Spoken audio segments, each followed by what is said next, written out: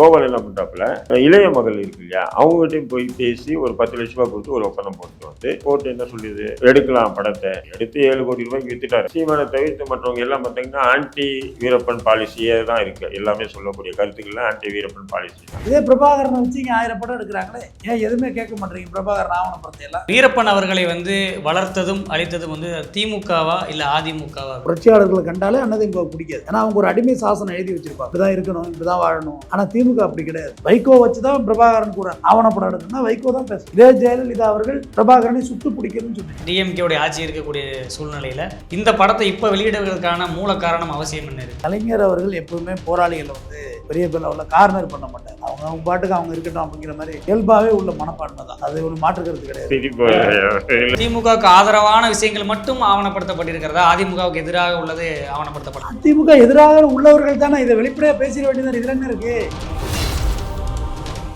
அடக்குமுறைகளுக்கு திமுக என்னைக்குமே சலிச்சது இல்லை. அது ஒரு படி மேல 2 படி மேலேன்னு சொல்லுவோம். அதிமுக சடபடன்னு நடவடிக்கை எடுப்பானுங்க. ஆனா அடக்குமுறைகளை கையாளாது அதிமுக. ஏன்னா நாங்க அதிமுக செய்யாத அடக்குமுறையா நீங்க சொல்லிட்டு, நான் அதான் சொல்றேன். அதிமுக இல்ல இல்ல அதனால அடக்குமுறைக்கு திமுக அஞ்சியதெல்லாம் இல்ல. அண்ணன் பல கருத்துக்களை சொல்லி இஸ்லாமிய சகோதரர்களை எங்கள்கிட்ட இருந்து அவங்க தனியா இருக்கிறாங்க, திமுக தனியா இருக்குங்கிறது போல சம்பவம் அதிமுக ஆட்சியில் நடந்துன்னு சொல்றீங்க. அப்ப கலைஞர் அவர்கள் மட்டும் ஏன் வீரப்பனை பிடிக்கிறதுக்கு அது மாதிரி முன்னெடுப்புகளை எடுக்கல அப்படின்ற மாதிரி ஒரு சந்தேகம் எழுதல. அப்ப 2 பேரும் பேசி வச்சு செஞ்சாங்களா?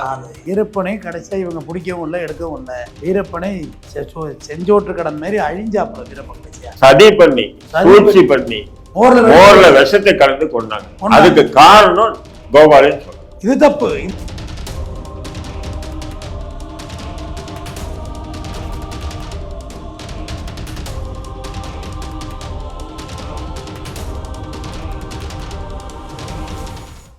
லகரம் பாய்ஸ் நேயர்களுக்கு வணக்கம். இன்றைக்கு நம்மோட ஒரு சிறப்பு விவாத நிகழ்ச்சிக்கு 2 சிறப்பு விருந்தினர்கள் வருகை தந்திருக்கிறார்கள்.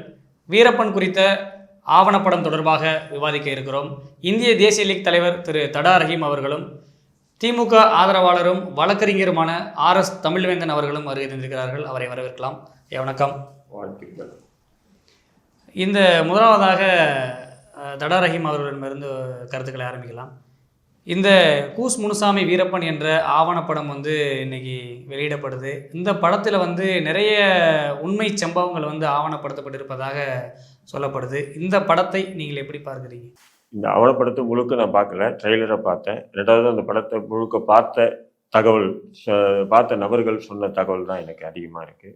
2வது ட்ரெய்லர் இருக்குது. 2வது அந்த படத்தில் பேசின அந்த ஆவணப்படத்தில் பேசக்கூடிய கேரக்டர் இருக்குது பார்த்தீங்களா? யார் பார்த்தீங்கன்னா, முன்னாள் டிஜிபி அலெக்சாண்டர், முன்னாள் டிஜிபி ஜாஃபர் சேட்டு, இந்து பத்திரிகை என் ராம், இது போன்ற நபர்கள் தான் நிறைய பேசியிருக்காங்க. எனக்கு என்னன்னா, இவங்களுக்கும் வீரப்பனுக்கும் என்ன சம்மந்தம் ஒன்றுமே புரியல. இப்போ ஜாஃபர் சேட்டாக இருக்கட்டும் அல்லது அலெக்சாண்டராக இருக்கட்டும், இவங்களாம் ஆஸ் பர் போலீஸ் ஆஃபீஸர்ஸ், அவ்வளோதான் தெரியும். பட் அவங்க போலீஸ் ஆஃபீஸராக இருக்கும்போது அவங்களுக்கு வரக்கூடிய தகவல்களே அவங்க பகிர்ந்துக்கிட்டாங்கன்ற மாதிரி இருக்கும்போது, ஒரு ஆவணப்படத்தை நீங்கள் வெளியிடுறீங்கன்னு சொன்னால் காவல்துறை என்ன சொல்லணும்னு சொன்னால், அவன் ஒரு மோசமானவன், யார் வீரப்பனை அவன் இவன்ற அதாவது ஒருமை வார்த்தையை பயன்படுத்துகிறதும் மிகப்பெரிய ஒரு குற்றவாளி மாரி சித்தரிக்கிறதுக்காக இந்த ஆவணப்படத்தை கோபால் மெனக்கட்டு எடுத்து அதை விற்பனை செஞ்சிருக்காரான்ற ஒரு சந்தேகமும் இருக்குது. இல்லைன்னு சொன்னால் அவன் வீரப்பன் மீது உண்மையில ஒரு நல்ல ஒரு எண்ணம் இருந்திருந்தால் இது போன்ற நபர்களை அந்த ஆவணப்படத்தில் அந்த முக்கிய காட்சிகளை வச்சிருக்க மாட்டார் அப்படின்றது தான் ஒரு கேள்வி. 2வது பார்த்தீங்கன்னா, இந்த ஆவணப்படத்தை எடுத்திருக்காரு, வெளியாக்கி இருக்காரு. இதில் பார்த்தீங்கன்னா சீமானை தவிர்த்து மற்றவங்க எல்லாம் பார்த்தீங்கன்னா ஆன்டி வீரப்பன் பாலிசியே தான் இருக்கு. எல்லாமே சொல்லக்கூடிய கருத்துக்கள்லாம் ஆன்டி வீரப்பன் பாலிசி தான். சரி, போலீஸ் ஆஃபீஸரே நீங்கள் எடுத்திருக்கீங்க. என் ராமுக்கு இது என்ன சப்ஜெக்ட் இருக்குது? என் ராம் அவர் ஹிந்து பத்திரிகையுடைய ஆசிரியர். அவரையும் கூட இதில் ஒரு கேரக்டர். ஏன்னு சொன்னால், இவரை சார்ந்தவங்க யார் கோபால் சொன்னதை சொல்லக்கூடிய நபர்களை மட்டும்தான் அந்த ஆவணப்படத்தில் காட்சிப்படுத்தப்பட்டிருக்காங்க.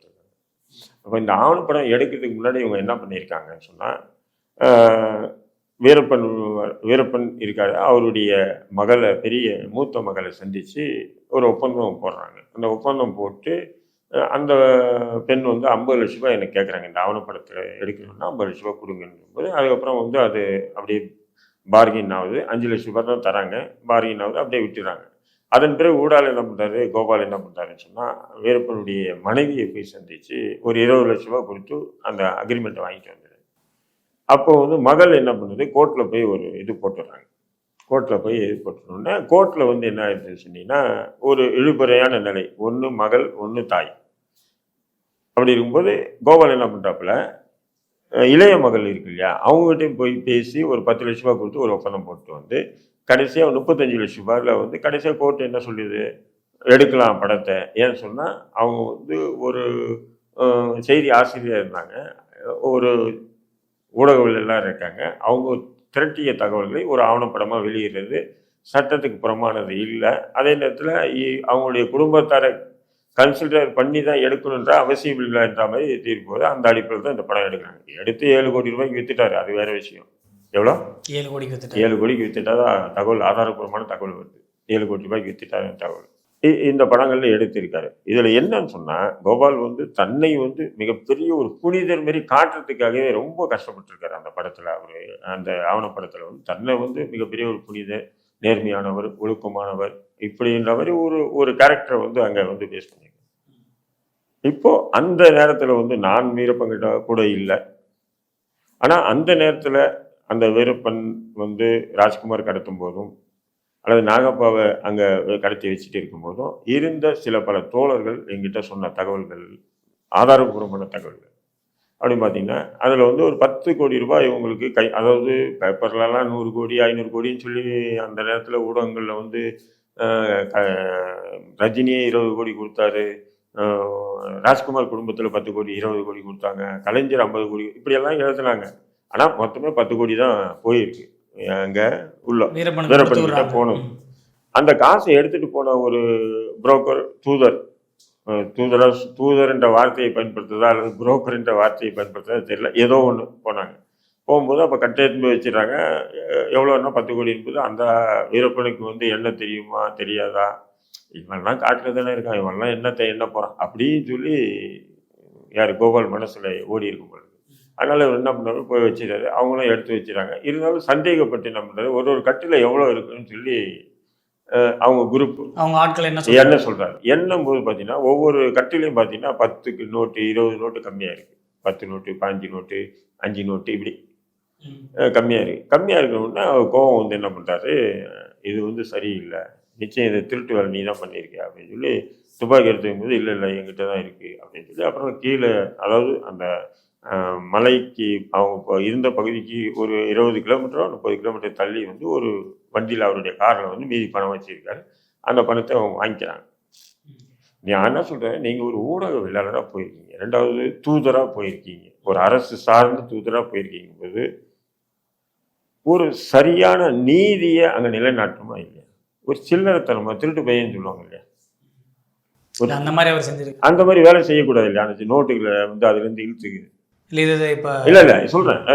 இப்போ அதன் பிறகு என்ன ஆகுது, ஒரு காலகட்டத்தில் வந்து நாகப்பா வந்து அங்கே இருக்காப்புல. நாகப்பா வந்து இவர் அப்படியே உட்காந்து தியானம் பண்ணுவாராம் வீரப்பன் தியானம் பண்ணிகிட்டே இருக்கும்போது திடீர்னு பார்க்கறனா ரத்தமாக ஊற்றுனான். யார் வீரப்பனுக்கு ரத்தமாக ஊற்றுனான் அவருக்கு. உடனே என்ன ஓடி வந்து பார்க்குறேன்னா, யாரை அடித்தா ஒன்று இந்த பக்கம் வந்து நாகப்பா உட்காந்துருக்காப்புலையும், அது பக்கத்துலேயே கோபால் உட்காந்துருக்காங்க. 2 பேரில் யாரோ ஒருத்தர் மண்டை உடச்சிருக்கணும், மண்டையை அடித்து உடச்சிருக்கணும். இப்போ உடனே துப்பாக்கி எடுத்து அவரை கொல்லணும்னு போகும்போது அப்போ வீரப்பன் இல்லை வேண்டாம் இவங்களே ஏன் கொல்றீங்க, ஏதோ நடந்திருக்கு, நான் தியானத்திலேருந்து யார் செஞ்சாங்கன்னு தெரியல, தியானத்திலேருந்து யார் செஞ்சதுன்னு தெரியல, விட்டுடுங்கன்னு சொல்லுவோம். ஆனால் அவர் கூட வீரப்பன் கூட இருந்தவங்க எல்லாம் வெறித்தனமாக இருந்திருக்காங்க. அப்போவே வந்து கோபால் மீது செம்ம கடுப்பு எல்லாருக்குமே, புரியுதுங்களா? அதன் பிறகு ஒரு 2-3 நாள் கழிச்சு தான் நாகப்பா வந்து என்ன பண்ணுறாரு, தப்பிச்சு ஓடிடுறாரு. அவரை வந்து வீரப்பன் விடுதலை பண்ணலை அல்லது கோபால் வந்து கூட்டுவார்ல, அவனா தப்பிச்சு ஓடிறான். யார், நாகப்பா அந்த கர்நாடகாவுடைய ஜனதா கட்சியினுடைய ஏதோ மாவட்ட தலைவராக இருந்தாப்புல, அவரை ஓடிடுறாப்புல, நாகப்பா ஓடிடுறாப்புல. அதன் பிறகு ராஜ்குமார் உடைய வச்சு அதன் பிறகு அந்த பணம் கை மாறுது, எல்லாமே நடந்து உண்மை. இப்போ இந்த நிலையில வந்து பார்த்தீங்கன்னு சொன்னால் இது ஒரு கேரக்டர் இல்லை, இவ்வளவுலாம் ஒரு கேரக்டர் உள்ளவர் இன்னைக்கு இந்த ஆவணப்படத்தை வந்து இன்னைக்கு நியாயப்படுத்துகிற மாதிரி தன்னை எடுத்திருக்கிறாரு அப்படின்னு சொல்லிட்டு. ஆமா, அது ஒரு இது. இன்னொரு பக்கம் என்னன்னு சொன்னா, இது ஒரு இது இருக்கும்போது, இப்ப ராஜ்குமார் கடத்தும் போது அப்போ வந்து தமிழ் தேசிய அமைப்புகள்லாம் வந்து வீரப்பன் கூட சேர்ந்துட்டாங்க. தமிழ்நாடு விடுதலைப் படை, தமிழ்நாடு மீட்சிப் படை, இப்படி பல அமைப்புகள் சேர்ந்து அவருக்கு தமிழ் தேசிய அரசியலை வந்து ஊட்டிட்டாங்க. அவருக்கும் வந்து என்னன்னு சொன்னா, இத்தனை நாள் நம்ம தன்னிச்சையா இருந்த நபர் நம்ம ஒரு அமைப்பு ரீதியா கட்டணும் அப்படின்ற ஒரு மனநிலை வந்து அவருக்கு ஏற்படுத்திட்டாங்க. அப்பதான் வந்து ராஜ்குமார் எல்லாம் கடத்துறாரு. கடத்திட்டு கோரிக்கை வைக்கிறாங்க. தமிழக அரசுக்கு ஒரு கோரிக்கை, 10 கோரிக்கை. அந்த 10 கோடியில் வந்து பார்த்தீங்கன்னா ஒரு 100 கோடி ரூபாய் காசு. அதில் தான் அந்த 10 கோடி கைமாறினார் ஃபர்ஸ்ட் சொன்ன விஷயம். அதன் பிறகு வந்து பார்த்தீங்கன்னா நிறைய விஷயங்கள் இருக்குது. காவேரியில் வந்து தண்ணி வந்து என்றைக்குமே தடை பண்ணக்கூடாது. சதா வந்து காவேரியிலேருந்து தண்ணி எங்களுக்கு இவ்வளோ டிஎம்சி தண்ணி வேணும். அதன் பிறகு வந்து சிறையில் அந்த நேரத்தில் சிறையில் இருந்த ரேடியோ வெங்கடேஷ், புதுக்கோட்டை முத்துக்குமார், புதுக்கோட்டை மணிகண்டன், மீசை மணிகண்டன், சத்யா, இது போன்ற நபர்கள் இவங்களெல்லாம் விடுவிக்கணும் இப்படின்ற கோரிக்கைகள் வந்து அடங்கிய ஒரு இது வெளியிடுறாங்க. அப்போது வந்து அந்த நேரத்தில் வந்து என்ன ஆயிடுச்சுன்னு சொன்னால், இவர் தானே தூதராக தானே இருக்கார், புரோக்கராக போகிறார் யார், கோபால், நக்கீரன் கோபால் போகிறார் இல்லையா. அப்போது வந்து இவர் வந்து பகலில் தான் வராரு, இங்கே திருச்சி சிறைக்கு வராரு. அப்போ தாஸ் சூப்பரண்டு சிவகார்த்தியின் நடிகர் இருக்காரு, அவருடைய தந்தை தான் தாஸ் சூப்பரண்டு, அவர் இருக்காரு. அப்போ அந்த நேரத்தில் வந்து நானும் சிறையில், அதே சிறை திருச்சியில் தான் இருக்கேன். எனக்கு ஒரு கமாண்ட் தூக்கிட்டாங்க, திருச்சி சிறையில் இருக்கேன் நான். அப்போ இந்த நிகழ்வுகள் தெரியும் அந்த நேரத்தில் நடந்தது. கோபால் வராப்புல வந்தோடனே அப்போ ரேடியோ வெங்கடேஷ் எல்லாம் கும்பலாக வராங்க. எதுக்கு வந்திருக்காரு இதேமாரி சொல்லும்போது ரேடியோ வெங்கடேஷ் தான் சொல்கிறாப்புல, இது மாமா பையன்கிட்டலாம் நான் பேச மாட்டேன்னு போயிடுறாங்க. பேச்சுவார்த்தைக்கே வராங்க, மாமா பையன்கிட்டலாம் பேச மாட்டான் அப்படின்னு சொல்லி போயிடுறாரு. போன பிறகு என்ன ஆயிடுச்சுன்னா, அதன் பிறகு தான் நெடுமாறன் ஐயாவை வர வச்சு கலைஞர் அப்போ என்ன பண்ணுறாரு, நெடுமாறன் ஐயாவை அனுப்பி அந்த தமிழ்நாடு விடுதலைப்படையுடைய கோரிக்கை என்ன எதிர்பார்க்குறாங்க அப்படின்னு கேட்க வச்சார். அது வந்து அவங்க வந்து அப்படி தான் முடியுது.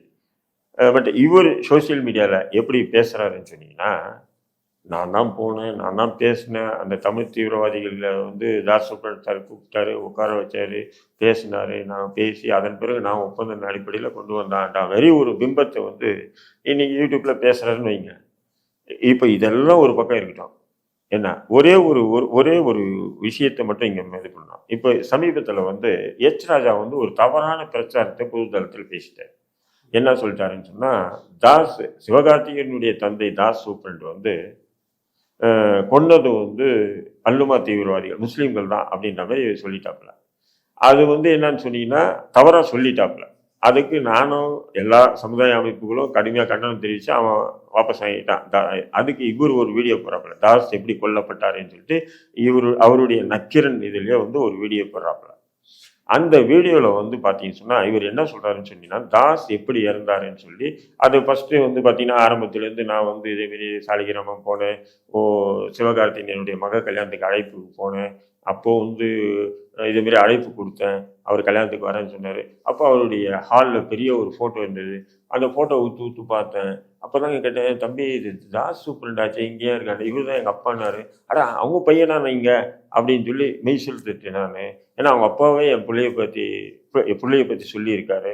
அப்படி இப்படின்ற கதையெல்லாம் பேசுவார் அந்த வீடியோவில். பேசிட்டு கடைசியாக என்ன சொல்கிறாருன்னா, தாஸ் சூப்பரண்ட் எப்படி செத்தாருன்றதுக்கு இவர் ஒரு புது கற்பனையை வந்து உருவாக்குறாரு. யாரு? கோபால்.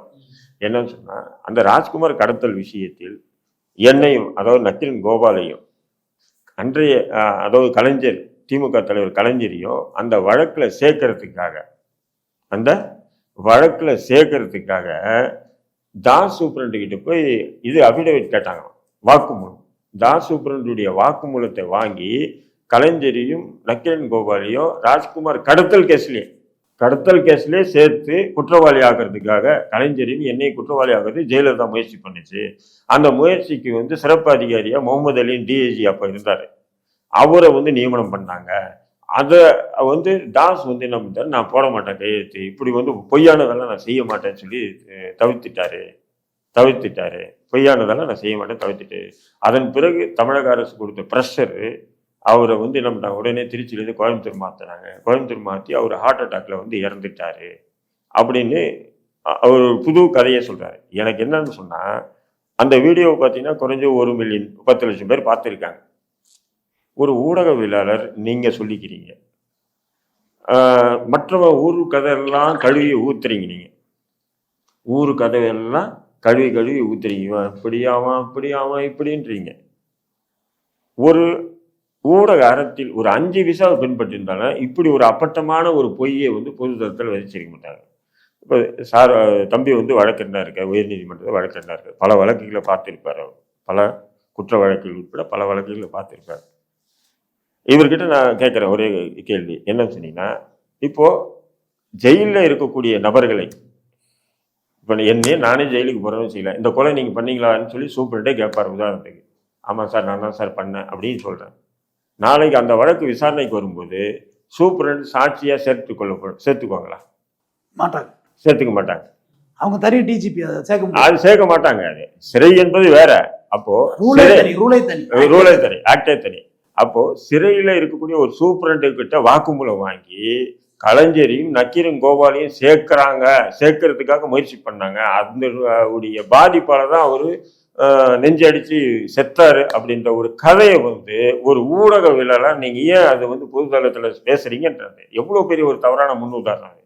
அப்போ நீங்க இத்தனை கதையை பேசுறீங்க பார்த்தீங்கன்னா, இது மொத்தம் அப்பட்டமான பொய் இல்லையா? அவன் வந்து கலைஞரையும் நக்கீரன் கோபாலையும் சேர்க்கணும்னு போலீஸ் முடிவு பண்ணியிருந்தா, ஒரு காலம் நீங்க சொன்ன மாதிரி ஜெயலலிதா சொல்லி போலீஸ் முடிவு பண்ணியிருந்தா தாஸ் சூப்பரண்ட் கிட்ட போய் வாக்குமூலம் கேட்டு இருக்க மாட்டான்.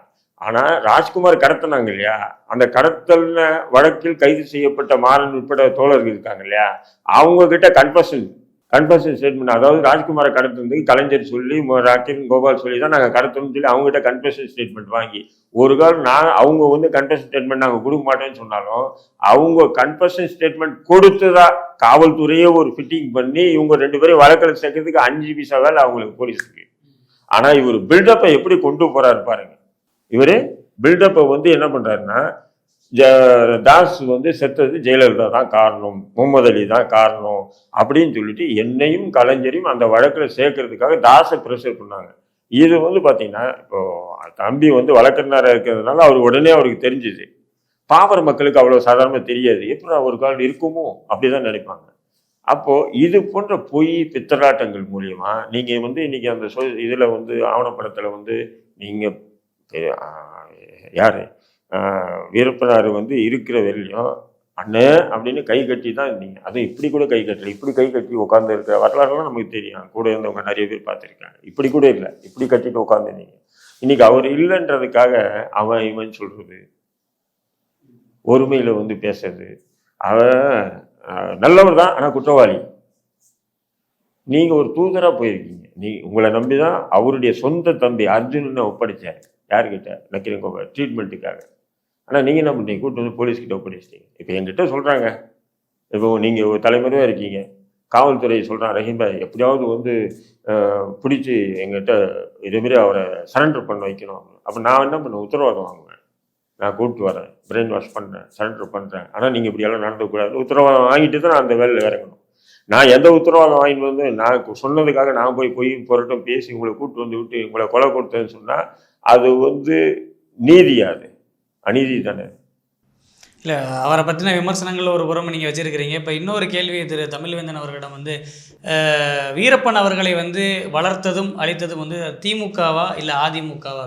கலைஞர் கூட தான் நெருக்கமாக இருந்துக்கிறாரு, அவர் தான் பேருதவியாக இருந்துக்கிறாரு ஆட்சி காலங்களில். இந்த கலைஞர் கூட, அதாவது நக்சலைட்டுகள் முதல்ல இப்போ நக்சலைட்னு சொல்லுவாங்க, Naxalbari, Marx Leninist, CPI CPM தாண்டி லெனினிஸ்ட் மார்க் லெனினிஸ்ட் வந்து முழுவதுமாக இருந்தது தருமபுரி, இன்றைக்கு இருக்க கிருஷ்ணகிரி மாவட்டம், அன்னைக்கு ஒருங்கிணைந்த தருமபுரி மாவட்டம், அங்கே தான் இருந்தாங்க. அதை முதல்ல அடியோட அழித்தது யாருன்னா எம்ஜிஆர் தான். அப்பையிலேருந்து அதிமுகவுக்கும் புரட்சியாளர்களுக்கும் ஒத்துக்காது. புரட்சியாளர்களை கண்டாலே அதிமுகவுக்கு பிடிக்காது. ஏன்னா அவங்க ஒரு அடிமை சாசனம் எழுதி வச்சிருப்பாங்க, இப்படி தான் இருக்கணும், இப்படி தான் வாழணும் அப்படின்னு. ஆனால் திமுக அப்படி கிடையாது. புரட்சியாளர்களை ரொம்ப பிடிக்கும், அவங்கள வரவேற்பாங்க, வச்சுப்பாங்க. திமுகவிலேருந்து போனவங்களே பாருங்களேன், பிரித்து போனவங்க எல்லாமே புரட்சியாளர்களாக தனித்தனியாக கட்சி அமைச்சவங்க. வைகோ கூட வச்சுக்கங்களேன், திமுக தான் திமுக தான் பிராண்டு. அவர் ஒரு பெரிய போராளி. ஈழத்துக்கு போன உண்மையான வரலாறு அவர் தான் சொல்லணும். வைகோ வச்சு தான் பிரபாகரன் கூட ஆவணப்படம் எடுக்கணும்னா வைகோ தான் பேசணும். பழநெடுமாறையே பேசலாம், குளத்தூர் மணியும் பேசலாம். இவங்க தான் அதுக்கான உண்மையான அஸ்திவாரங்களை போட்டவர். இதே ஜெயலலிதா அவர்கள் பிரபாகரனை சுட்டு பிடிக்கணும்னு சொன்னிச்சு. அப்புறமா பத்திரிகையாளர் உங்களுக்கு நகைமுகன் ஒருத்தர் தெரிஞ்சிருக்க வாய்ப்பு இருக்கா? ஐயாவுக்கெல்லாம் கண்டிப்பாக தெரிஞ்சிருக்கும். நகைமுகன் வந்து ஒரு முக்குளத்து சமுதாயத்தை சார்ந்தவர், தமிழ் தேசிய அமைப்பு கூட்டமைப்பு, மிகப்பெரிய ஒரு போராளி. இந்த ஜாங்கிண்ட ஓட விரட்டினார். இங்கே ஒரு துணை கமிஷனர் ஆஃபீஸ் ஏற்பாடு பண்ணாங்க இந்த சென்ட் தாமஸ் மவுண்டில், அந்த பெரிய ஆர்மி ஏரியா இருக்குல்ல, அதில் ஜாங்கின்ட்ட வந்து ஓட ஓட விரட்டினார். ஜாங்கின்ட்ட அவ்வளோ பொய் வழக்குகளை இவர் மேலே போட்டார், நகைமுகன் மேலே. நகைமுகனுக்கும் சசிகலாவுக்கும் நடராஜனுக்கும் இருந்த நெருக்கம், யார் சசிகலா நடராஜன் இருக்கார்ல, அவர் தான் நீ முள்ளிவாக்கால் முற்றம் இடம் வாங்கி கொடுத்தது, தஞ்சாவூரில் சொந்த காசில் வாங்கி கொடுத்துருக்காரு. இன்னைக்கு அவன் என்னமோ பிரபாகரனுக்கு தம்பி மாரி வந்து கதை சொல்லிக்கிட்டு இருக்காங்க. இடம் வாங்கி கொடுத்தது சசிகலாவோட ஹஸ்பண்டு தான், நடராஜன் பெரிய எழுத்தாளர். அவரோட நெருக்கம் நகைமுகனுக்கு அதிகமாக இருந்ததுனால நடராஜன் காது மூலியமாக சசிகலாவுக்கு போய், சசிகலா மூலியமாக ஜெயலலிதாவுக்கு போய், ஜெயலலிதா ஒரு கட்டத்தில் தன்னை தமிழ் தேசியத்துக்கு பெரிய ஆதரவான நிலைப்பாட்டில் இருக்க மாதிரி தன்னை காமிச்சிக்கிட்டாங்க. இதுதான் அவங்களுடைய வரலாறு. வீரப்பன் யாரையும் வளர்க்கவும் இல்லை, யாரையும் வீரப்பனை வந்து திமுக வளர்க்குதானா வளர்க்கவும் இல்லை, அப்படியெல்லாம் ஒன்றும் தவறான முன்னுதாரணத்தை நம்ம சொல்ல முடியாது. ஆனால் நக்கீரன் கோபால் அவர்கள் கலைஞர் மீது ரொம்ப மாறாத அன்பு வச்சிருந்தவர் நக்கீரன் கோபால் அவர்கள். கலைஞரும் நக்கீரன் கோபாலை ரொம்ப மரியாதையும் அன்பும் கடைசி வரையுமே வச்சுருந்தாங்க. அவங்களுக்குள்ள ஒரு நல்ல பாண்டிங் இருந்துச்சு. ஏன்னா இந்த வார பத்திரிகை இந்த அதெல்லாம் வந்து நக்கீரன் வீரப்பன் ஸ்டோரி வந்த பிறகு தான் அந்த பத்திரிகைகள்லாம் சூடு பிடிச்சது. ஏன்னா அந்த பத்திரிகையெல்லாம் விற்கவே விற்காது, அண்ணனுக்கு தெரிஞ்சிருக்கும், எல்லாரும் வச்சுருப்பாங்க, சேல்ஸ் எல்லாம் ஆகாது. இது தொடர் போக பிக்கப் ஆச்சு. அப்போ வீரப்பனுடைய லைவ் வரலாறு அவர் உயிரோட இல்லை, இப்போ அவர் சொல்கிறதுக்கு உயிரோட இல்லை. அப்போ அவரோட பயணித்த யாரோ ஒருத்தவங்க சொல்கிறத தான் நம்ம ஏற்றுக்க முடியும். அந்த வகையில் அவரோட இங்கேருந்து அம்பாசிடராக பயணித்தவர் நக்கீரன் கோபால். அவர் சொல்கிற தகவலை தான் நம்ம எடுத்துக்க முடியும். ரெண்டாவது அந்த ஆவணப்படத்தை நான் முழுவதுமாக பார்த்தேன். அங்கே எடுத்த ஷாட்டை தான் எடிட் பண்ணியிருந்தாங்க. அங்கே உள்ள காட்டில் எடுத்த ஷாட் இருக்குல்ல, அதாவது அப்போ காலகட்டங்கள் எடுத்தது தான் ஃபுல்லாகவே. இடையிடையே கதாபாத்திரங்கள் இல்லாத இடத்துக்கு யாரையாவது ஒட்டுக்க சேர்த்துருந்தாங்களே ஒழிய, மற்றபடி அங்கே ரியாலிட்டிக்கு என்னவோ அதுதான் எடுத்திருந்தாங்க. அண்ணன் சொன்ன கருத்தில் நிறைய நான் உடன்படுறேன்.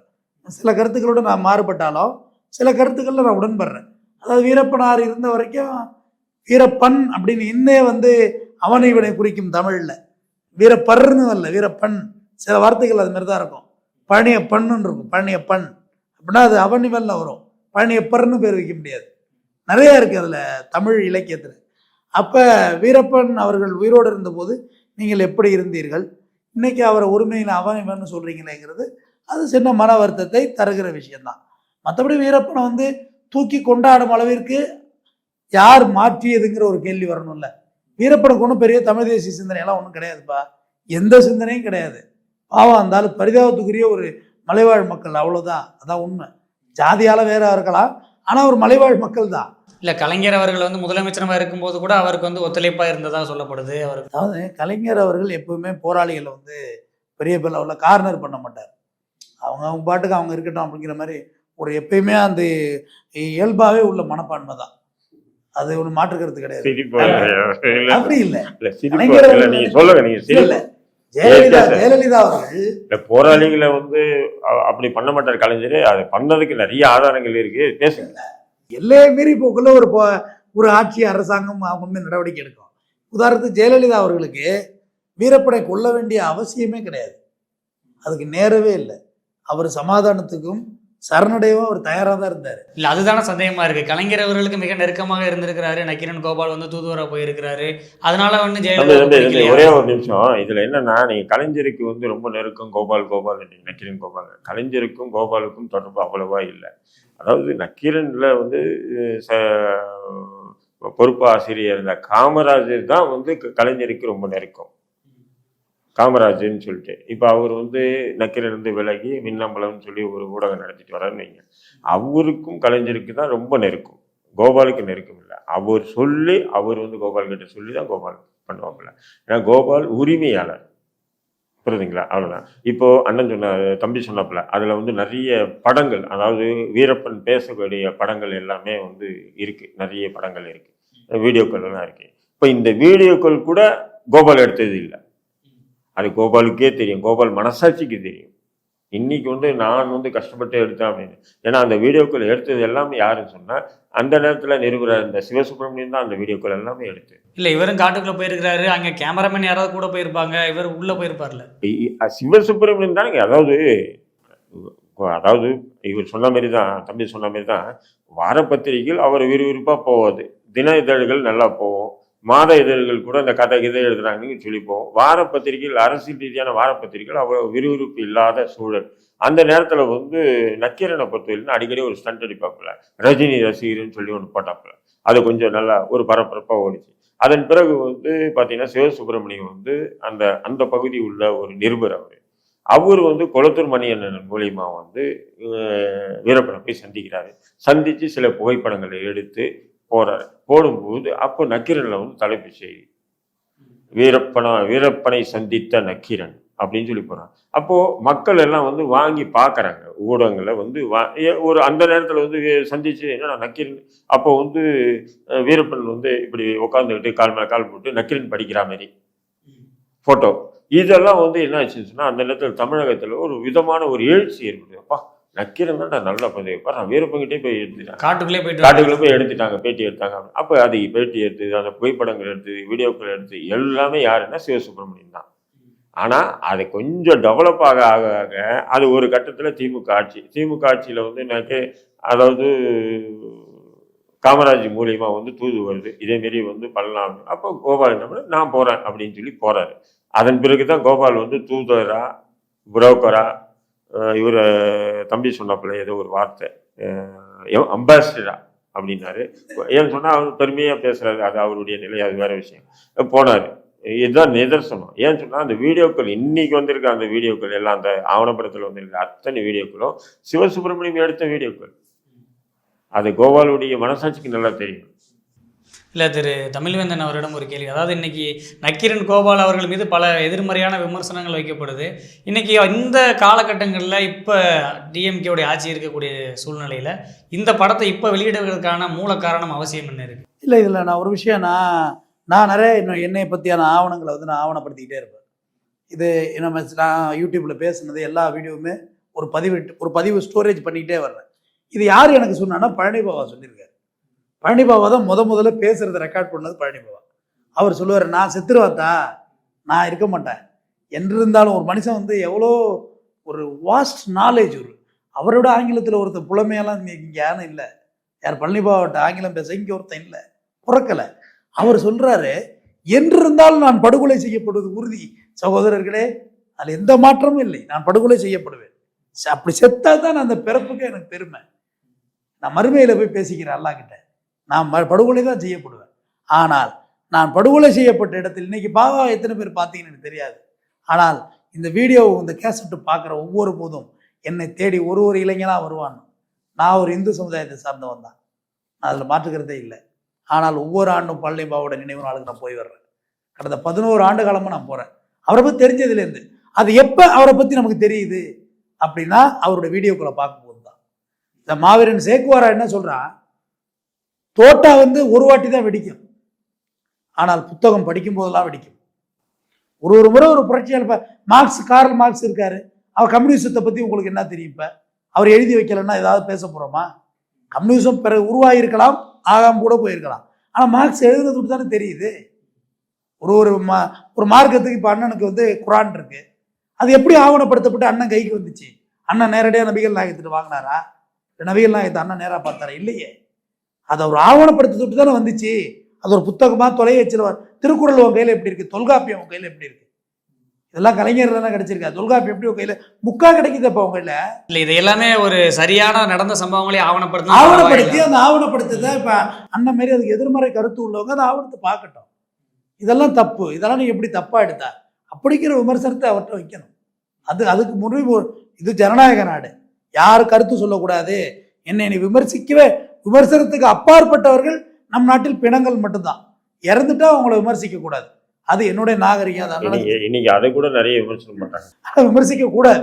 அதுதான் ஒரு நல்ல 17ஆம் நூற்றாண்டில் மறைந்த அவுரங்கசீப் கூட இப்போ பிரதமர் விமர்சனம் பண்ண அண்ணன் வேற கருதையில சொல்ற.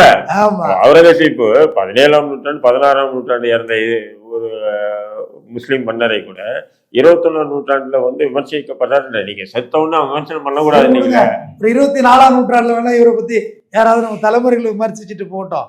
இல்ல ஏற்கனவே நக்கீரன் கோபால் அவர்கள் வந்து திமுகவுடைய ஆதரவாளர், கலைஞருக்கு மிக நெருக்கமாக அதை இருந்தார். நானே சொல்லிட்டேன். அப்ப இன்னைக்கு வந்து அந்த படத்தில் வந்து திமுகவுக்கு ஆதரவான விஷயங்கள் மட்டும் ஆவணப்படுத்தப்பட்டிருக்கிறதா, அதிமுகவுக்கு எதிராக உள்ளது ஆவணப்படுத்தப்பட்ட? அதிமுக எதிராக உள்ளவர்கள் தானே இதை வெளிப்படையாக பேசிட வேண்டியது. இதில் என்ன இருக்கு? எனக்கு கூட அன்புமணி ராமதாஸ் அண்ணன் மேலே கூட சின்ன சின்ன கருத்து வேறுபாடு, எல்லா கட்சியிலையும் எனக்கு விமர்சனம் இருக்கு. வீரப்பனாருக்கு அவங்க போஸ்ட் அடிக்கிறாங்க, ஆனால் அதே ஏடிஎம்கே போய் கூட்டணியில் இருக்காங்க. வீரப்பன் படையாச்சியார்னு போஸ்ட் அடிக்கிறாங்கப்பா. வீரப்பன் போட்டோவை வந்து அவங்க வாகனங்களில், படையாச்சியார் வன்னியர்களுடைய வாகனங்களில், கார்களில் வீரப்பனார்னு போட்டோவெல்லாம் போடுறாங்க, நான் பார்க்குறேன். ஆனால் அவங்க கட்சியில் போய் கூட்டணிக்கு சேர்றாங்க. ஜெயலலிதா தானே கொண்டது, இதில் என்ன இருக்குது? தனிப்படை அமைச்சு விஜயகுமாருக்கெல்லாம் என்ன ப்ரமோஷன் கொடுத்தாங்க, எவ்வளோ பணத்தோடு அவங்க போனாங்க, என்ன ரகசியம்னு தெரில. அக்யூஸ்டை பிடிச்சிட்டு வந்து கோர்ட்டில் நிப்பாட்டி நான் கேட்குறேன், வீரப்பன் மொத்தமே அந்த ஆவணப்படத்தை பாருங்கள், 11 மாதம் தான் நான் மரம் வெட்டினேங்கிறார். மொத்தம் 11 மாதம் தான் மரம் வெட்டினேங்கிறார். ஆனால் வனத்தையே அழிச்சிட்டேங்கிறார். வெட்டுறதுக்கு சந்தன மரமே இல்லை, நான் வெட்டிட்டேன்டா. இல்லை, அதிமுக ஜெயலலிதாவுக்கு எதிராக வந்துட்டு வீரப்பனை பயன்படுத்தினாரா கலைஞர் அவர்கள்? இல்லை, அவருக்கு வந்து ஜெயலலிதா மேலே எப்பயுமே அபிப்பிராயம் கிடையாது வீரப்பனுக்கு. அதுதான் ஏன்னு கேட்குறாங்க, கலைஞர் கூட நெருக்கமாக இருக்கிறதுனால அங்கே அதிமுக எப்பயுமே அந்த நக்சல் பாரியெல்லாம் அடித்து உடக்கினாங்க இல்லையா, எம்ஜிஆர் உடக்கினார் இல்லையா எங்கள் தருமபுரி, கிருஷ்ணகிரி மாவட்டங்களில். அதில் வந்து வீரப்பனுக்கு வந்து மிகுந்த வருத்தம் உண்டு ஜெயலலிதா மேலே. முதல்ல ஒரு அதிரடிப்படை சோதனை நடத்தப்பட்டதே வந்து ஏன் வாச்சாத்தியே ஏடிஎம்கே பேரில் நடந்த அஃபென்ஸ் தானே. நெறியாளரே அங்கிட்டு இங்கிட்டு போகிறீங்க. வாச்சாத்தி சம்பவம் இருக்கு இல்லையா, 18 பேர் கற்பழிச்சு இப்போதான் தீர்ப்பு கொடுத்துருக்குறாங்க. அந்த வழக்கு நடந்தது, அதை அதிரடிப்படை அனுப்புனது ஜெயலலிதா அவர்கள் தானே. சந்தனக்கட்டை இங்கே வச்சிருக்கீங்களா, அங்கே வச்சிருக்கீங்களா, பூந்து இவன் ரேப் பண்ணி உள்ள பூந்து 18 பேரை ரேப் பண்ணி, குழந்தைகளெல்லாம் கொலை செஞ்சு, குடிசைகள்லாம் தீ வச்சு எரிச்சு, மாட்டையெல்லாம் எரிச்சு எல்லாம் பண்ணது ஜெயலலிதா அனுப்புனாங்க படம் தான், ஃபோர்ஸ் தான். அது முதல்ல தண்டனை ஆகுறது எப்போ ஆகுதுன்னா டிஎம்கே பேரில் ஆகுது. அதுக்கப்புறம் அப்பீல்ல வந்து மறுபடியும் இப்போ டிஎம்கே பேரில் தான் கான்வெக்ட் ஆயிருக்கு. அவங்க எல்லாருக்கும் 10 லட்சம் ரூபா. சொல்றது அதிமுக ஆட்சியில் நடந்த சம்பவம் என்பதெல்லாம் மாற்று கருத்து இல்லை, உண்மைதான். அது அதிமுக ஆட்சியில் அவர் தான் அப்போ வனத்துறை மற்றும் பொதுப்பணித்துறை வந்து செங்கோட்டையன் இருக்கார். செங்கோட்டையன் வந்து சட்டமன்றத்தில் வந்து கேள்வி எழுப்புறாங்க. இதேமாதிரி வச்சாத்தியில் வந்து இப்படி வந்து கொடுமையான முறையில் வந்து பெண்கள் கற்பழிக்கப்பட்டிருக்காங்க, அங்கே இருக்கக்கூடிய மக்கள் எல்லாம் வந்து இப்படி பண்ணியிருக்காங்கன்னு சொல்லும்போது அப்படி ஒரு சம்பவமே நடக்கவில்லைன்னு சொன்னது பதில் இருங்க, எல்லாமே சொன்னதெல்லாம் உண்மைதான், அதெல்லாம் மாற்று கருத்து இல்லை. ஆனால் நீங்கள் அந்த தம்பி சொல்லும்போது என்னன்னு சொன்னால் ஊடால வந்து எக்ஸ்ட்ரா கொஞ்சம் ஃபிட்டிங்கை போட்டுக்கிறீங்களா, அதுதான் கொஞ்சம் வருத்தமாக இருக்குது. என்ன எக்ஸ்ட்ரா ஃபிட்டிங்கன்னா, போராளிகள் விஷயமா இருக்கட்டும், வீரப்பன் விஷயமா இருக்கட்டும், நக்சல்பாரி விஷயமா இருக்கட்டும், யாராக இருந்தாலும் சரி, ஒட்டுமொத்த போராளிகள் விஷயத்துல திமுக வந்து ரொம்ப அன்பா இருப்பாங்க. ரொம்ப ஷார்ப் கார்னர் அதெல்லாம் இல்லை. 2 பேருமே வந்து உன்னை மிஞ்ச நான் இல்லை, என்னை மிஞ்ச நீ இல்லைன்றதுதான் அடக்குமுறையில் கைத்த. அதுல ஒரு படி மேல போய் திமுக அடக்குமுறையில முதன்மையானவன்னு சொன்னா கூட மாற்று கருத்து இல்லை. ஏன் சொன்னா உதாரணம் இல்ல நீங்க அவசரப்படாதீங்க. ஒரே ஒரு விஷயத்தை சொல்ற மாதிரி 1998 99 நடந்த ஒரு நிகழ்வை சொல்றேன். அது எனக்கே நடந்த நிகழ்வு, வேற எங்கேயும் இல்லை. அது வெளியே ஒருத்தர், நாங்கள் சிறையில் இருக்கோம், நான் பாஷாபாய் உட்பட ஒரு 120 பேர் 150 பேர் இருக்கோம், கோயம்புத்தூர் குண்டுவெடிப்புக்கு பிறகு இருக்கோம் சிறையில். அப்போ வந்து சென்னை சிறையில் நாங்கள் மொத்தம் 28 பேர் இருக்கோம். அப்போ வந்து என்ன ஆகுதுன்னா, திருச்சியில் வந்து ஸ்ரீதரன்ற ஒரு பாஜகக்காரன் கொல்லப்படுறான். கொல்லப்பட்ட உடனே அப்போ அந்த எப்பவுமே ஒரு பாஜகக்காரன் கொண்டாவே இன்னைக்கு என்ன ஆயிடுதுன்னு சொன்னா முஸ்லீம் தீவிரவாதின்னு சொல்லி பாஜக பிரச்சாரம் பண்ணுவோம். அதே மாரி தான் என்ன ஆயிடுதுன்னு சொன்னா, அந்த நேரத்துல முஸ்லீம் தீவிரவாதி தான் கொண்டாங்க. அப்போ வந்து பாஜகவும் திமுகவும் கூட்டணியில் இருக்காங்க. அப்போ வந்து என்ன பண்றாங்கன்னா, அப்போ ரங்கராஜன் குமாரமங்கலம் திருச்சியில் நின்று ஜெயிச்சாரு, எம்பிக்கு ஜெயிச்சார் ரங்கராஜன் குமாரமங்கலம். அப்போ அவர்கிட்ட போய் அந்த குடும்பத்தார் அழுக. அப்போ அவர் என்ன பண்றாரு, நேராக போய் அத்வானி கிட்ட சொல்ல, அத்வானி முரசொலிமாறன் கிட்ட சொல்ல, முரசொலிமாறன் கலைஞர்கிட்ட சொல்லி, கலைஞர் வந்து ஆலடியார்னா அப்போ சட்டத்துறை அமைச்சர் ஆலடியார்னா கிட்ட சொல்லி, ஆலடியார்னா வந்து கேவிஎஸ் மூர்த்தின்னு சொல்லி ஒரு அதிகாரியை சிறப்பு கேரளாவில் இருக்கிற ஏடிஜிபி, அவரை வந்து ஐஜியா போட்டு சிறைத்துறைக்கு. அப்போ வந்து என்ன பண்ணாங்கன்னா, எங்களை அதாவது சிறையில், அதாவது வெளியில வந்து ஒரு குற்றம் நடந்துச்சுன்னா அந்த குற்றத்தை நீங்க வந்து கண்டுபிடிக்கிறதுக்கு நீங்க கடுமை காட்டுவது கூட சாதாரணமா நம்ம நினைக்கலாம். சிறையில் இருக்கக்கூடிய எங்களை, வெளியே நடந்த கொலைக்கு சிறையில் இருக்கக்கூடிய எங்களை வந்து என்ன பண்றாங்க, 100 நாள் எங்களுக்கு உள்ளாடைன்னு சொன்னா, உள்ளாடைன்னு கூட சொல்ல முடியாது, பனின்னு ஜட்டியெல்லாம் இருக்கணும், ஜட்டி மட்டும்தான் இருக்கும். அதையும் கூட பார்த்தீங்கன்னா பகல்ல அது கூட, இரவுல அது கூட இருக்காது, அப்படி நிர்வாணப்படுத்தி 100 நாள் அடிச்சு திமுக ஆட்சியில் நடந்த ஒரு கொடூரம். இந்த போன்ற அடக்குமுறைகள் நாங்கள் என்னைக்கும் அதிமுக ஆட்சியில் நாங்கள் அனுபவிச்சது இல்லை. 100 நாள் டெய்லி காலையில் வர்றது திறக்குது எல்லாமே ஹெல்மெட்டு. அதுவும் பாருங்க, பழைய வார்டர் இருந்தால் எங்ககிட்ட பழக்கமானவங்க எங்ககிட்ட நல்ல விதமாக இருக்கானுங்கன்னா அவங்க அடிக்க மாட்டாங்கன்னு சொல்லி 98 பேட்ச், இப்போ நான் பதிவு சொல்லுவேன், 98 பேட்ச் 98 நியமனம் பண்ணுறாங்க. அதாவது சிறப்பு காவலர்கள், சிறை காவலர்கள் நியமனம் பண்ணுறாங்க. அவங்கள வச்சு தான் எங்களை அடித்தாங்க. புரியுதுங்களா? இந்த ஒரு கொடூரம். அதன் பிறகு எங்களுடைய பிரார்த்தனையே என்னன்னு தெரியல. ரங்கராஜன் குமாரமங்கலம் அந்த டெல்லியில் இருக்கக்கூடிய இந்த மருத்துவமனையில் சேர்த்தாங்க. எப்படி உடம்பு சரியில்லைன்னு திடீர்னு சேர்க்குறாங்க, அப்புறம் பிணமாக தான் வெளியே வந்தார். அதேமாரி அதுக்கு காரணமான முரசில் மாறன் உலகத்தில் இருக்கக்கூடிய அத்தனை மருத்துவமனைக்கு அமைச்சு கடைசி அவருக்கு என்ன வியாதின்னு தெரியாமல் செத்து போனார். அதுக்கு முழு மூல காரணமாக இருந்து நடத்திய ஆலடியார்னா கூட, ஆலடியார்னா செத்துட்டாரு கொண்டுட்டாங்கன்னு சொல்லும் போது ஃபஸ்ட்டு இன்டெலிஜென்ஸ் என்ன திரும்ப சொல்லுது, முஸ்லீமில் தான் தேடுது. இவன் முஸ்லீம் தான் பண்ணியிருப்பான். ஏன்னா நாங்கள் எல்லாம் கோபமாக இருக்குன்றது உலகத்துக்கே தெரிஞ்ச விஷயம். ஏன்னா ஆலடியார்னா தான் திட்டமிட்டு இப்படி பண்ணாருன்னு. அப்போ அவங்க கொண்ட உடனே முஸ்லீம்களை தான் பேக்கப் பண்ணுறாங்க இன்டெலிஜென்ஸ். ஆனால் அதன் பிறகு தான் தெரியுது கூட இருந்த அவங்க சமுதாயத்தை சேர்ந்த ராஜா என்ற கல்லூரி ஆசிரியர் தான் ஆளை வச்சு கொண்டாருன்றது பிறகு தெரிஞ்சிச்சு. அதன் பிறகு பார்த்தீங்கன்னா அந்த எங்களை 100 நாள் வச்சு அடித்த அந்த கொடூர நிகழ்ச்சி நடத்திய ஜெயக்குமார் என்ற டெப்டி ஜெயிலர் சிறை கலவரத்தில் கைதிகளால் எரிச்சு கொல்லப்படுறார். இந்த கதைகள்லாம் ஒரு பக்கம் இருக்கு. அந்த அடக்குமுறைகளுக்கு திமுக என்னைக்குமே சலிச்சதில்லை. அது ஒரு படி மேலே 2 படி மேலேன்னு சொல்லுவாங்க. அதிமுக சடப்படன்னு நடவடிக்கை எடுப்பானுங்க. ஆனால் அடக்குமுறைகளை கையாளாது அதிமுக. ஏன்னா நாங்கள் அதிமுக செய்யாத அடக்குமுறையா நீங்க சொல்லிட்டு, நான் அதான் சொல்றேன். அதிமுக இல்ல யதார்த்தத்தை நான் சொல்றேன். நான் பாருங்க, வேற யாருக்கும் நடந்தது நான் புக்ல கேளுங்க, வேற யாருக்கும் நடந்தது நான் புத்தகத்துல படிச்சது என்ன தம்பி சொல்றேன். நீங்க சொல்றது செய்தி. ஆமா, இதுக்கு எப்படி ஆதாரமா நம்ம எப்படி எடுத்துக்க முடியும்? செய்தி இல்ல, நீங்க ஒண்ணு இல்ல, நீங்க பாதிக்கப்பட்டிருக்கீங்க, நீங்க ஒண்ணு இல்ல, நீங்க ஒண்ணுமே வேண்டாம்.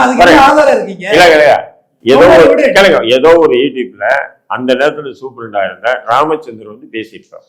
கலைஞர் எங்களுக்கு உத்தரவு போட்டார் இவங்களை சிறையில் என்ன பண்ணணும். அப்போ கலைஞர் உத்தரவை இது பெஹினூஸில் இப்போ கூட எடுத்து பாருங்க, ராமச்சந்திரன் சொல்லி போட்டு பாருங்க.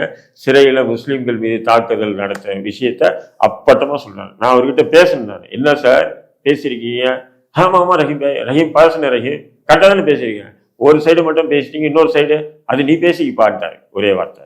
நான் அரசு அதிகாரியாக இருக்கேன், நான் என் தரப்பு மட்டும் தான் பேச முடியும். அதை நாங்கள் ஏதோ பெரிய குற்றம் ஜெயிலில் செஞ்ச மாதிரி கொஞ்சம் சிம்பத்திக்கு உருவாக்கி இருப்பாப்புல. அது பொய் இல்லை, நடந்தது. 99 கலவரம் நடந்தது இல்லை ஜெயிலில், அது தெரியுமா உங்களுக்கு? அப்போ என்ன வயசு இருக்கு உங்களுக்கு? 99 காலேஜ் படிச்சுட்டு இருந்திருப்பீங்க. 99 காலேஜ் எல்லாம் போல, சின்ன பையன் தான். அப்போ உங்களுக்கு தெரியல அது. அப்போ ஒரு கலவரம் நடந்து அதை பாக்ஸர் வடிவில் கொல்லப்படுறாரு. அந்த கலவரம் ஏற்படுது. அந்த கலவரத்தில் அநியாயமான முறையில் என்ன பண்ணாங்க, அதை ஒரு கொடூர சித்தாந்தத்தோடு இருந்தால் அந்த ஒரு டெப்டி ஜெயிலர். அவர் எப்படின்னா ஆள் ரொம்ப கலராக இருப்பான், சிவப்பாக இருப்பான், ஆள் நல்லா ஃபேரு. அவர் மீசை நல்ல மீசை, பூனைக்கண்ணு. ஒரு தடவை பார்த்தோன்னா 2வது தடவை பார்க்க தோன்ற அளவுக்கு ஒரு தோற்றம், நல்ல முகம். 2வது பார்த்தீங்கன்னு சொன்னால் கைதிங்கிட்ட 10 பைசா லஞ்சம் வாங்க மாட்டான். ரொம்ப ஸ்ட்ரெயிட் ஃபார்வர்டு, 2 ஸ்ட்ரெயிட் ஃபார்வர்டு. தண்ணி கூட வீட்டில் இருந்தால் எடுத்துட்டு குடிப்பான். ஜெயில் தண்ணி, கைதிங்க தண்ணி குடிக்க மாட்டான். அந்தளவுக்கு ஸ்ட்ரெயிட் ஃபார்வர்டு. சிறையிலே பார்த்த ஒரு வித்தியாசமான அதிகாரியில் இருந்தாலும் ஒன்று. ஆனால் அவனுக்குள்ள ஒரு சாத்தான் ஓடிட்டு இந்த கொடூர மனம் படைச்சது. கைதிகளை கொடுமைப்படுத்துவான். ஆனால் அந்த நபர் சிறைக்குள்ள அவனுடைய தலைமையில் தான் எங்களை 100 நாள் அடிச்சு.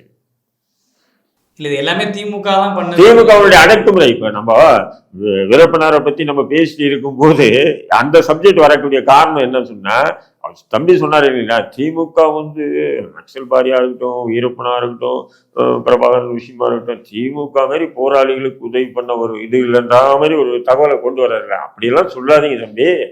அடக்குமுறையில கை தேர்ந்தவங்க திமுகவும் தேவைப்படும் சில அடக்குமுறையில கையாள்வது எல்லா அரசு வழக்கம். ஆனால் திமுக என்பது எப்பவுமே இடதுசாரி பக்கம் நிற்கிறவங்க இன்னைக்கு வரைக்குமே சரி. இல்லை, மென்மையான போக்கோட அடக்குவாங்களா? இல்லை, அதாவது அவங்க பக்கம் இருக்கிற நியாயங்களே ஒத்துக்குவாங்க. திமுகவில் வீரப்ப பக்கம் நியாயம் இருக்குது. நான் ஒன்று எனக்கு 11 மாதம் அந்த ஆவணப்படத்தில் 11 மாதம் தான் மரம் வெட்டதான் அவர் சொல்கிறார். சப்ஜெக்டிவ்ல சொல்றேன். ஏங்க, 11 இந்த ஏங்க மாசம் முதுகலத்தூர் கலவரம் நடந்தது யாருடைய ஆட்சி? திமுக ஆட்சி தான். அந்த ஆத்துல விழுந்து இது பண்ணாங்க, போலீஸ் தடியடி நடத்தி ஒரு அடக்குமுறை பண்ணாங்க இல்லைங்க. இல்ல திமுக ஆட்சியில நிறைய கலவரங்கள் வந்து சுட்டி இல்ல இல்ல காட்டுறாங்க. தேவேந்திர குல வேளாள மக்கள் ஒரு இது நடக்கும்போது ஒரு பெரிய வெண்மணி படுகொலை அது இல்லை, இங்க இதுல நடந்தது. அந்த கலவரம் யாரு ஆட்சியில் நடந்தது? நாகூர் கலவரம் யார் ஆட்சியில் நடந்தது? கோயம்புத்தூர்ல நவம்பர் கலவரம் யார் ஆட்சியில் நடந்தது? அடக்குமுறை சரியா பயன்படுத்திக்கிறதுன்னா திமுக வந்து லீலியண்டா இருந்தத கோவை பாம்பிளாஸ்ட் அப்ப திமுக கொண்ட கொளுத்தி கொடுத்துச்சு. இல்ல திமுக அப்ப இஸ்லாமியர்களுக்கு சரி, அப்போ சப்போர்ட் இல்ல இல்ல தம்பி, இல்ல இல்ல சொல்றது திமுக வந்து இல்ல இல்ல பாருங்க, நவம்பர் கலவரம் நடந்து 19 இஸ்லாமியர்கள் கொல்லப்பட்டதுனா இல்ல 19 இஸ்லாமியர்கள் கொல்லப்பட்டதனுடைய விளைவுதான் கோயம்புத்தூர் குண்டுவெடிப்பு நடந்தது. ரைட்டுண்ணே, அது திமுக அப்படின்னு பொறுப்பேற்றுக்கிறது. ஏன் பொறுப்பெடுக்க கூடாது? ஏன் பிளேம் பண்ற? எப்படின்னு சொன்னா, அவ்வளவு பெரிய கலவரம் நடந்திருக்கு, 19 பேர் கொல்லப்பட்டிருக்காங்கன்னும் போது சாதாரணமான தெரு சண்டைக்கெல்லாம் கலைஞர் என்ன பண்ணுவாரு? அனைத்து கட்சி கூட்டத்தை கூட்டி தீர்ப்பு சொல்லக்கூடிய நபரை அன்னைக்கு என்ன சொன்னார் தெரியுமா? அந்த கலவரம், கோயம்புத்தூர் கலவரத்துக்கு முக்கிய மூல காரணமே மாசானமுத்து என்ற ஒரு டிசி. அவர் மீது குற்றச்சாட்டு பல அமைப்பு தலைவர்களும் வைக்கிறாங்க. அங்க இருக்க கோயம்புத்தூர்ல இருக்கக்கூடிய முக்கியமான ஜமாத் நிர்வாகிகள் எல்லாம் கலைஞருக்கு கோரிக்கை வைக்கிறாங்க, இவரை உடனே மாத்துங்க, இவரால் தான் இந்த கலவரம் நடந்து இத்தனை பேர் கொல்லப்பட்டாங்க, முஸ்லிம்கள் சொத்தெல்லாம் சூறையாடப்பட்டது அப்படின்னு சொல்லி கோரிக்கை வச்சுட்டே இருக்காங்க. ஆனா கலைஞர் என்ன பண்றாருன்னா, அவருக்கு டிஐஜியா ப்ரொமோட் பண்றாரு. ப்ரொமோட் பண்ணிட்டு என்ன சொல்றாருன்னா, அதாவது தன்னுடைய நேர்மையான சட்டத்தின் மூலயமாக இரும்பு கரம் கொண்டு தீவிரவாதத்தையும் பயங்கரவாதத்தையும் அடக்கிய ஒரு அதிகாரிக்கு ப்ரொமோஷன் கொடுக்குறேன்னு சொல்றாரு. அப்ப அந்த அந்த வலி இருக்கு பத்தியா, வேதனை மக்களுக்கு, அதனுடைய விளைவு தான் கோயம்புத்தூர் குண்டுவெடிப்பு நியாயம் சொல்லி நான் பேசல. ஆனா அதை எப்படி கொண்டு வரான்னு சொன்னா, அத்வானி வந்தா குண்டு வச்சாங்க, அத்வானிக்கும் குண்டு வெடிப்புக்கும் சம்பந்தமே இல்லை. குண்டு வைக்கிற நேரத்துல அத்வானி வந்துட்டார். அதை அப்படியே என்ன பண்ணிட்டாங்கன்னு சொன்னா, இது எப்படின்னா ஒரு கோடு இருக்குன்னா அது மறைக்க முடியாது, பக்கத்துல பெரிய கோடை போடணும் இல்லையா? இப்ப அத்வானி வந்தால் அத்வானியை குறி வைத்து குண்டு வைப்புன்னு சொல்லி அத்தனை ஊடகங்கள் இந்த வரையும் பொது தளத்தில் பேசக்கூடிய பேச்சு பொருளாரு.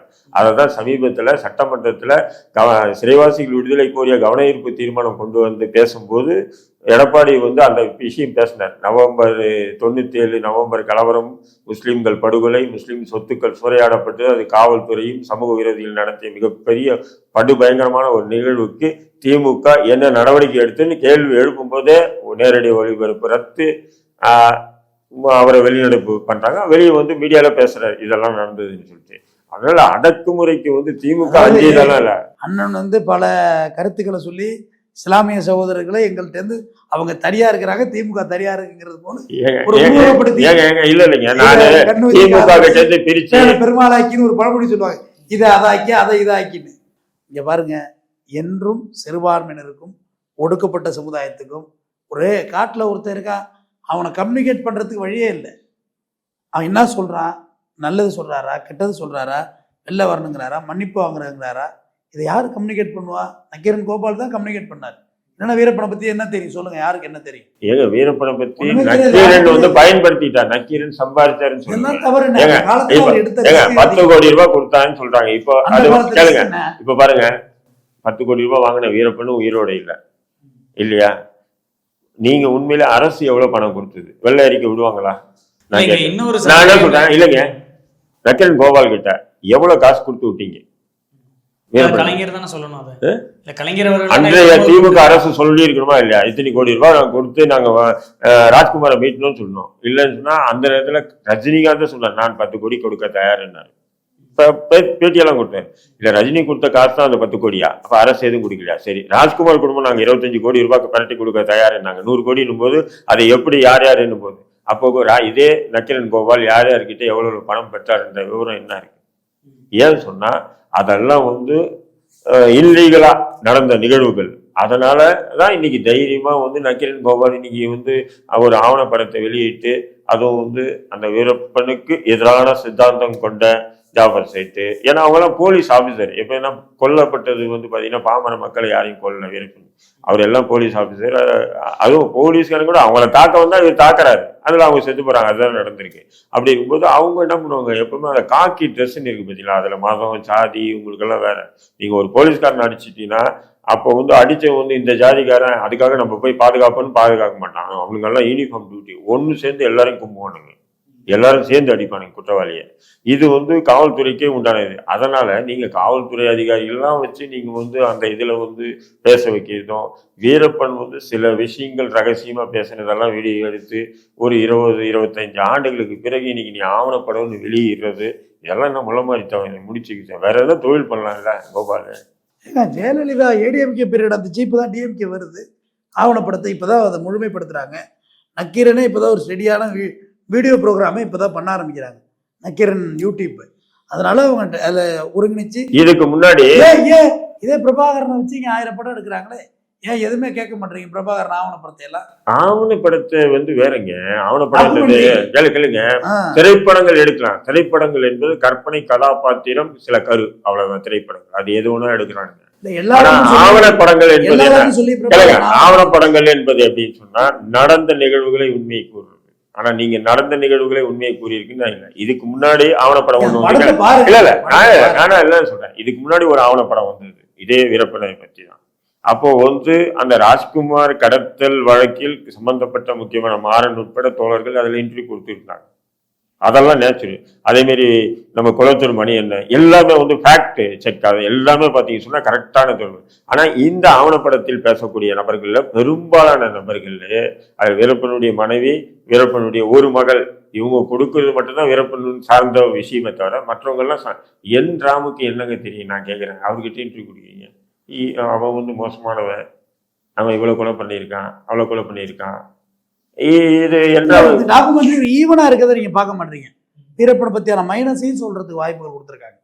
வீரப்பன் ஒரே நாள் ஹீரோவா காமிக்கல. அதுல இல்ல கலைஞரை ஹீரோவா காமிச்சிருக்காங்க. கலைஞர் மட்டும் ஜெயலலிதா வந்து இன்னைக்கு வாச்சாத்தியில அந்த ஆவணப்படத்துல நீங்க ஃபுல்லா பாத்தீங்களா? கொடுமையான சம்பவம் வாச்சாத்தி கோவோட சம்பவம் அதிமுக ஆட்சியில் நடந்துன்னு சொல்றீங்க. அப்ப கலைஞர் அவர்கள் மட்டும் ஏன் வீரப்பனை பிடிக்கிறதுக்கு அது மாதிரி முன்னெடுப்புகளை எடுக்கல அப்படின்ற மாதிரி ஒரு சந்தேகம் எழுதுல. அப்ப 2 பேரும் வந்து பேசி வச்சு செஞ்சாங்களா?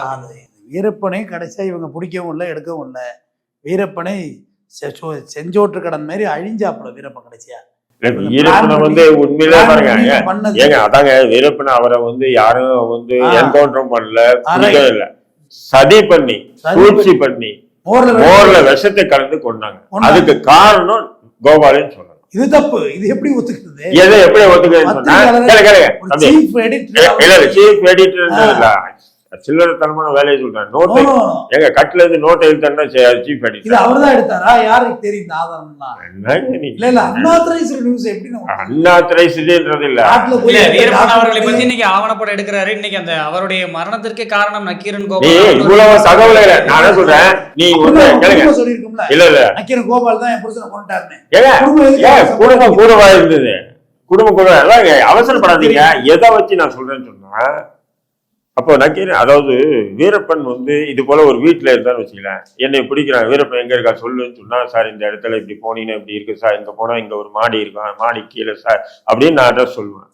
அவர் இருந்து காட்டல. ஆனா வீரப்பன் எங்க இருக்காருன்னு போலீஸ், இன்டெலிஜென்ஸ் உட்பட காவல்துறை எத்தனைக்கு, அதாவது தமிழ்நாடு, கேரளா, கர்நாடகா 2 காவல்துறைக்கும் தெரியும் இங்கதான் வீரப்பன் இருக்காருன்னு. பிடிக்க முடியாதுன்றது தெரியும். ஆனா வீரப்பன் கூட பழக வச்சு வீரப்பனுடைய அந்த வீக்னஸ் இருக்கு பார்த்தீங்களா, சில எல்லாருக்குமே வந்து பார்த்தீங்கன்னு சொன்னா எவ்வளவோ பெரிய வீரனா இருந்தாலும் சில வீக்னஸ்கள் இருக்கும். அது வந்து போராளிகள்ல இருந்து பொறுக்கிகள் வெளியே அந்த அந்த தன்மை இருக்கும். என்னுடைய அனுபவத்துல சொல்றேன். அப்படி இருக்கும்போது, சார் இப்படி இருக்கா சார், இவன் வந்து வாரத்துக்கு ஒரு நாள் இங்க வரான் சார், இங்க வந்துட்டு இப்படி சாப்பிடுவான் சார், இங்க வந்து இவன் இதை விரும்பி சாப்பிடுவான் சார் அப்படின்றது ஒரு இது இருக்கு இல்லையா. காட்டிலேயே வந்து சமைச்சு காட்டிலேயே சுற்றி சாப்பிட்டுக்கிட்டு இருந்தாலும் இறங்குறது, ஒரு இடம் வந்து எதுனா ஒரு இடத்துல வந்து அவங்க சமைச்சு சாப்பிட்றது அதெல்லாம் இருக்கும். இந்த மாதிரி சில பல தகவல்களை கோபால் மூலியமா தான் காவல்துறைக்கு போகுது. அதனால தான் காவல்துறை இன்டெலிஜென்ஸ் என்ன பண்றான்னு சொன்னீங்கன்னா, அந்த ஸ்பெஷல் டீம், அதாவது வீரப்பனை பிடிக்கிறது ஸ்பெஷல் டீம், அதாவது தாமரை அண்ணன் உட்பட அந்த ஸ்பெஷல் டீம் என்ன பண்ண, அந்த நபரை கேட்ச் பண்ணி அந்த நபரை வந்து ஒன்று மிரட்டல் மூலியமாவோ ஏதோ ஒன்று, அவன் உறவுக்காரன் தான், அவங்ககிட்ட சொல்லி அவங்ககிட்ட விஷத்து அவன் வந்து அங்கே வந்து குடிக்கும் போது தான் அந்த விஷத்துல வந்து கலந்து கொடுத்து செத்ததுக்கு அப்புறம் தான் வீரப்பன் செத்துட்டாருன்னு சொல்லி ஃபோன் பண்ணி சொன்னான். இதில் இன்னொரு விஷயமா இருக்கு. அவன் ஃபோன் பண்ணான் பார்த்தீங்களா, ஃபர்ஸ்ட் தமிழ்நாடு கவர்மெண்ட் தமிழ்நாடு போலீஸுக்கு ஃபோன் பண்ணிட்டான், அதுக்கப்புறம் தான் கர்நாடகா போலீஸுக்கு ஃபோன் பண்ணான். அதனால கர்நாடக போலீஸ் என்ன பண்ணிட்டான், செத்த உடனே எங்களுக்கு தானே நீ ஃபோன் பண்ணோம், நீ ஏன் அவனுங்களுக்கு ஃபோன் பண்ண? அதாவது இறந்த பணத்தை நீ முதல்ல எடுக்கிறதா நான் முதல்ல எடுத்து பேர் சம்பாதிக்கணும்னு தமிழ்நாடு கர்நாடகா 2 காவல்துறைக்கும் சண்டை நடந்தது அந்த நேரத்தில். அது ஒரு கொடுமை. கடைசியாக என்ன பண்ணுறாங்க, அவனை தூக்கிட்டு போய் அவன் காட்டி கொடுத்து சாதிச்சல, அவனை தூக்கிட்டு கர்நாடகா போலீஸ் போய் செம குமுறி நீ எங்களுடைய இத்தனை நாள் இதுவை வந்து வேஸ்ட் பண்ணிட்டியா அப்படின்னு சொல்லி கடைசி அவனை ஒரு பழைய ஒரு கேஸில் லைஃப் வாங்கி கொடுத்துட்டானுங்க, அவனை ஜெயிலில் வச்சுட்டானுங்க கர்நாடக போலீஸ். இவ்வளோ கதைகள் நடந்திருக்கு. நீங்கள் ஆவணப்படுத்துறேன்னு சொல்லிட்டு நீங்கள் வந்து மலை மேலே ஏறன்னு சொல்லிட்டு வந்து வீரப்பனை வந்து அவர் நல்லவர் கெட்டவர் அப்படின்றத விட அவர் ஏன் இந்த நிலைக்கு இறங்கினார்ன்றதை நீங்கள் அந்த ஆவணப்படுத்தி இருக்கணும். இன்னைக்கு வச்சாத்தி விஷயத்த வந்து அதிமுக ஆட்சியில் நடந்ததுன்னு சொல்லி தம்பி அழகா சொல்றாரு, அதெல்லாம் உண்மைதான், இல்லைன்னு சொல்ல. நான் வச்சாத்தி விஷயத்துக்கு போன்ற பல விஷயங்கள் நடந்ததுனால வீரப்பனார் வீரப்பன் என்ற ஒரு மனிதன் உருவாரு. வச்சாத்தி விஷயம் எப்படி நடக்குது, அங்கே திடீர்னு வனத்துறை அதிகாரிகள் போகிறாங்க, ஒரு இடத்துல பள்ளம் தோண்டி அந்த சந்தனக்கட்டையை எடுக்கிறாங்க. சந்தனக்கட்டையை எடுக்கும்போது அந்த நிலத்துக்கு உரிமையாளர் வந்து என்னங்க பண்ணுறீங்க அப்படின்னு சொல்லி கேட்குறாரு. கேட்கும்போது நம்ம உன் இடம் தானே, ஆமாம் என் இடம் தாங்க அப்படின்றாரு. இப்போ நீ தான் இங்கே சந்தனக்கட்டை பதிச்சியா அப்படின்றாரு. இல்லைங்க நான் இல்லைன்னு உடனே அவனை போட்டு அடிக்கிறாங்க. அடிச்சோடனே இது கிராமம் மற்ற சென்னை இல்லை, உங்களை அடித்தா நான் விட்டு போகுது, என்ன அடித்தா நீங்கள் விட்டு போகுது, அது கிராமம், அதுவும் அந்த மாதிரி மலைவாழ் கிராமம். மக்கள் எல்லாம் திரண்டு அந்த வனத்துறை அதிகாரிகள் சம பொழக்கிறானுங்க. பொழத்து மாட்டு வண்டியில் வச்சு அனுப்பிச்சி விட்டுறாங்க. அடுத்த நாள் என்ன பண்ணுறாங்கன்னு சொன்னால் 150 காவல்துறை, 100 பேருக்கு மேலே வனத்துறை, அப்புறம் வந்து வருவாய்த்துறை அதிகாரிகள் எல்லாம் சேர்ந்து தான் அந்த கிராமத்தையும் சூறையாடுறாங்க. புரியுங்களா? அப்போ இது போன்ற நிகழ்வுகளுடைய எதிரொலி, இது போன்ற நிகழ்வுகள் அங்கே அதிகமாக நடந்ததனுடைய எதிரொலி தானே வீரப்பன் என்று ஒரு நபர் உருவாரு. இதையே அந்த ஆவணப்படத்தில் நீங்கள் குறிப்பு வைக்கல, நீங்கள் இல்லை அதையும் வச்சிருக்கணும் அப்படின்றீங்க. அப்போதான் வீரப்பன் வந்து அவன் போலீஸை கொண்டாதான் கொண்டது சரியா இல்லை தவறுதான். ஏன் கொன்னா அதை நீங்க வைக்கணும். கொன்னதை பத்தி ஒரு காவல்துறை அதிகாரி வந்து அந்த ஆவணப்படத்துல பதிவு பண்றாருன்னா ஏன் கொன்னான்றதை பத்தி பதிவு பண்றதுக்கு ஆவணப்படம் டாக்குமெண்ட்ரியில் ஏற்ற முடியாது. It's not cinema. சினிமாவில் தான் இந்த ஒரு கதை ஒரு கருத்தை வந்து நியாயப்படுத்தி இல்லை அநியாயப்படுத்தி காமிக்க முடியும். ஆவணப்படங்கள் என்பது காலத்தால் அழியக்கூடாது. அப்படி இருக்கும்போது ஒரு காலத்தால் அழியக்கூடாத ஒரு காவியம் தான் ஆவணப்படம். அந்த ஆவணப்படத்துல இப்படி வந்து இவரே ஏற்கனவே ஒரு பையன், நான் தான் சொன்னேன், கலைஞரையும் இவரையும் கேஸ்ல சேர்க்கறதுக்காக தாஸ் சூப்பரண்டை பிரசன்ட் பண்ண. தாஸ் சூப்பரண்ட் எப்படி செத்தாரு, அந்த 98 பேட்ச் தான் வந்து என்ன பண்றாங்க, அந்த முஸ்லீம்களை அடிக்கிறதுக்கு நியமனம் பண்ண. அவனுக்கு கொடுத்த டார்ச்சர்ல நெஞ்சடிப்பு வந்து செத்துறாரு அவரு. ஆனா இவர் கதையை எப்படி திருப்புறாரு, கலைஞரையும் இவரையும் சேர்க்கறதுக்கு தான் தாஸ் சூப்பரண்டை டார்ச்சர் பண்ணாங்க. தாஸ் சூப்பரண்டு கையெழுத்தே போட்டு கொடுத்தாலும் கலைஞரையும் கைது பண்ண முடியாது, நக்கீரன் கோபாலையும் கைது பண்ண முடியாது. இப்படி ஒரு அடிப்படை விஷயங்கள் இவ்வளவு இருக்கும்போது ஆவணப்படங்கள் சரியா பண்ணணுன்றதான் என்னுடைய கருத்து. நிச்சயமாக இவ்வளவு நேரம் நிகழ்ச்சியில் கலந்து கொண்டு உங்களுடைய கருத்துக்களை பதிவிட்டமைக்கு மிக்க நன்றி. நன்றி, வாழ்த்துக்கள்.